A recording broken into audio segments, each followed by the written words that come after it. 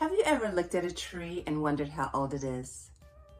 Did you know that trees are the oldest living beings on the planet? Hi, my name is Mary, and this is Mary's Math Minute, a channel to inspire students and families in all things related to math. Today, we will learn how to measure the age of a tree. Let's get started. Recently, I visited Hampton, Virginia, home of two trees that are living witnesses to important periods in our history. One is the Algernon oak tree located at Fort Monroe. It is over 500 years old and stood here when Native American tribes like the Kicquetan inhabited this region. It was also here in 1619 when the British brought the first enslaved Africans to shore.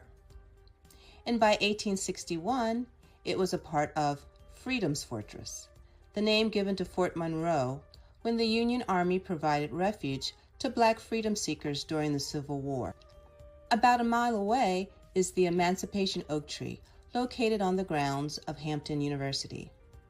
It is a little over 400 years old, and it was here in 1863 that the Emancipation Proclamation, which freed millions of enslaved people, was read for the first time in the South. Learning all this made me wonder, how old are the trees in my backyard? Well, let's pick one and figure it out. There are several methods that can be used to tell the age of a tree. The most well-known is the ring method, where each ring represents 1 year of growth. The science of dating events in the past, counting the growth rings in trees, is called Dendrochronology. In order to see the rings, however, you often have to cut down or dig into a tree. But we don't need to do that. Another method is to measure the tree's circumference, or in other words, how big around it is. There are 3 steps in determining a tree's age this way. The first step is to measure the base of the tree. Because this tree is so large, we will use a thin rope to measure its trunk.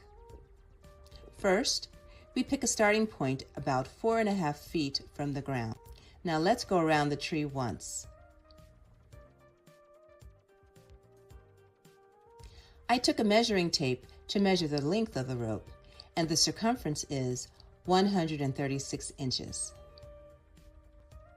Step 2 is to divide the circumference by pi, or 3.14, to figure out the diameter. So that is 136 divided by 3.14, and we get 43.31. Step 3 is to multiply the diameter by the tree species growth factor number, or GFN for short, to calculate the age of the tree. The tree in my backyard is a silver maple, and its GFN is 3. So we get 129.93. Let's round that up to 130 years. Wow, this tree is pretty old as well. It's been here since the 1890s. I bet you're now wondering how old the trees are in your community.